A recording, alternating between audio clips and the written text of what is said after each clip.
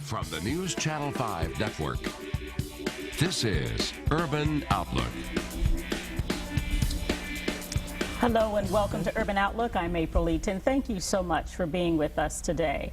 Well, I don't know if you got a chance to see our show last week, but I told you we were going to have two fabulous guests back on again because our conversation was just so good when we were talking about the disparity that exists in gifted programs. And here are some facts.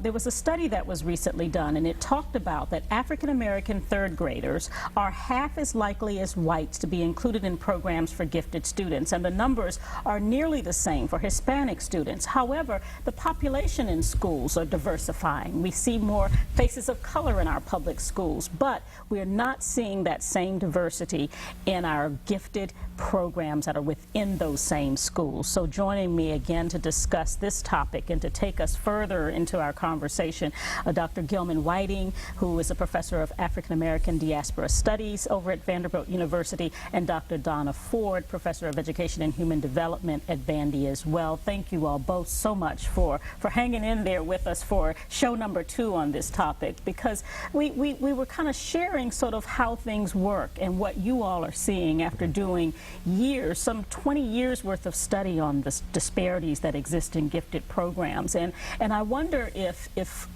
well, I'm thinking that this topic is not a shocking one. The statistics that you see is not a shocking one because you've been doing the work for so long.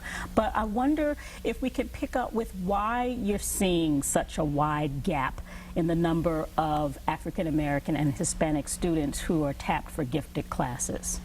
Well, as we were saying in the previous show, the expectation gap is real, and the communication gap is real. So it's been decades of data indicating that teachers tend to have low expectation for students of color, especially black students, Hispanic students, and those who live in poverty. So if you have low expectations for students, it's going to be difficult, if not impossible, so to speak, to see gifts and talents in those students. So subjectivity runs rampant, and it is, we believe, the #1 problem for underrepresentation. Then we could talk about,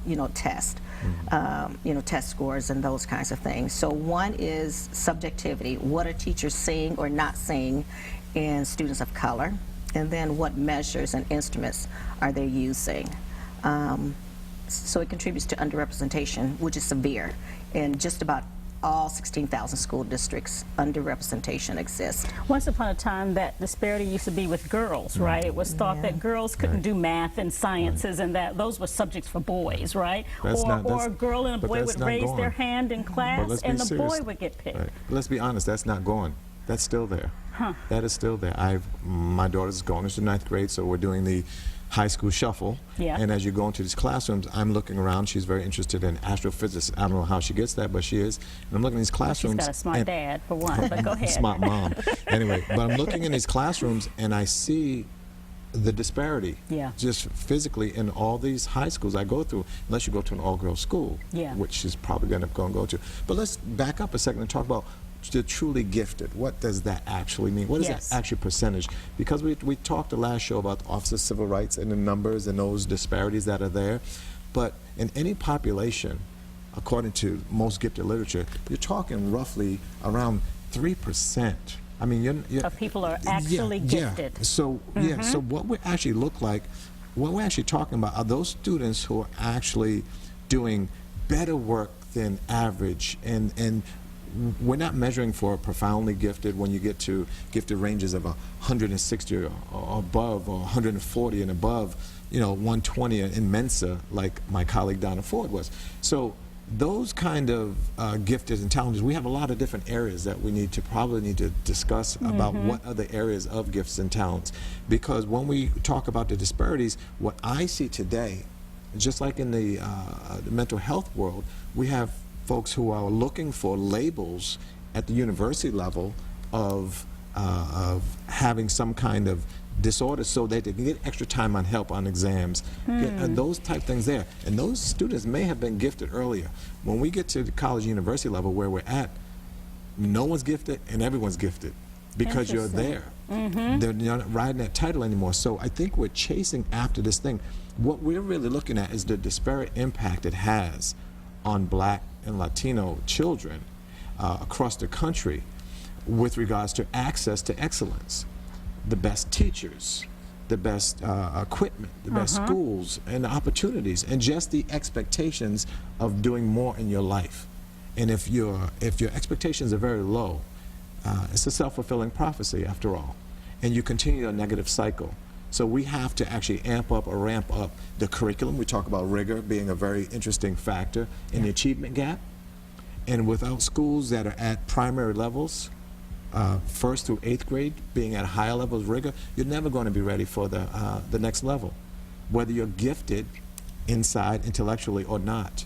So I'm going to go back. You said across the country, nationally, 3%, about 3% of our population across the globe are considered gifted. So then is it okay to say that you only have 3% of the kids in the school that are considered gifted? Well, we would have, again, I think I just had to cut you off there. But we actually look at the areas of giftedness. If it's intellectual, or whether it's something like academic, intellectual. You'll have these are sort of the areas of giftedness. Performance, So the 5 areas are intellectual, which is an IQ score. Plus more, it should be. Right. Academic, so are you advanced in math or science or social studies or language arts? Okay, and advanced means you're getting great grades, just kind of in general? Above other students. Okay. And then there's the creative area. And then there's And how do you measure creativity? There are checklists. There are creativity could be anything from you have somebody who, here's an interesting thing. A gifted area could be something like swimming or music or ballet. Okay. But not football, basketball, or rap, for example. And if you look at any one of those gifts and talents, you can see where they overlap. However, there aren't many swimming pools where people rap, if you understand. So those are some of the creative things that go into saying, oh, that person should be going off to Juilliard.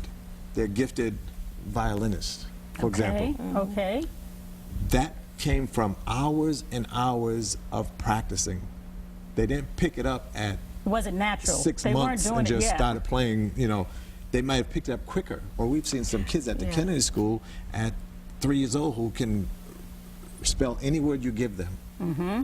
There's something going on in their heads that is above and beyond what is normal for children that age.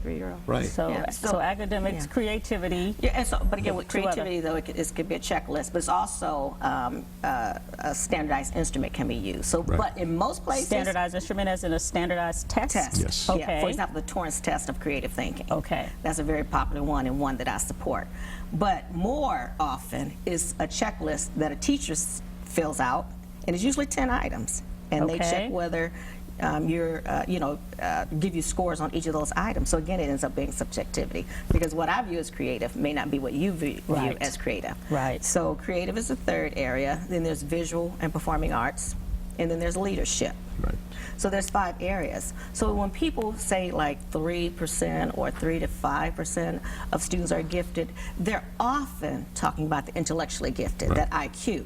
But when you factor in the other 4, we're usually talking about a larger percent of the population. Gotcha. Right. So it could be anywhere from 5% of a district identified as gifted to some districts that I know where it's 12% identified. So there's a range. There's a range. We just don't want to talk about the bell curve with the IQ.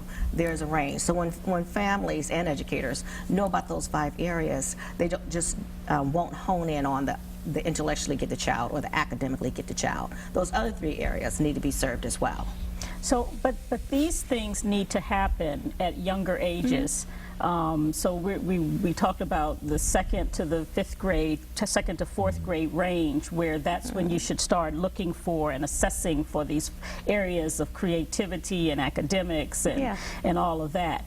If it doesn't happen then have you missed out on opportunities to be in gifted programs? Well, let's say it this way. There have been researchers who've talked about the 2nd, 3rd, or 4th grade syndrome, and they're specifically talking about African Americans. And the argument is, by the time we start identifying children as gifted, many of them have started to lose interest in school because they've not been challenged. So Gotcha. It's a dichotomy, and it's problematic. So we need to start looking for gifts and talents earlier in our students and try to go ahead and start providing some services so that when we get to that formal stage that we can take our students to another level. So just imagine if you live in a low-income community and your parents, we're not stereotyping, but your parents don't have any knowledge about, haven't even gone to college. You know, what are they doing for their children for their child who is very capable, but they don't know what to do, don't know about how to challenge their children, don't know about coming to Vanderbilt's, university and coming to the program for talented youth, or going out to to the Duke talented program, TIP. So how do they even, know how to take whatever potential is there in their child and take it to a whole nother level? So this is why we've got to make sure that we're working with the community, and especially the low-income population, so those gifts and talents come to fruition. A lot of my work has been on gifted black children who underachieve. Yeah. They are gifted, but they're not being challenged in school, maybe not challenged at home.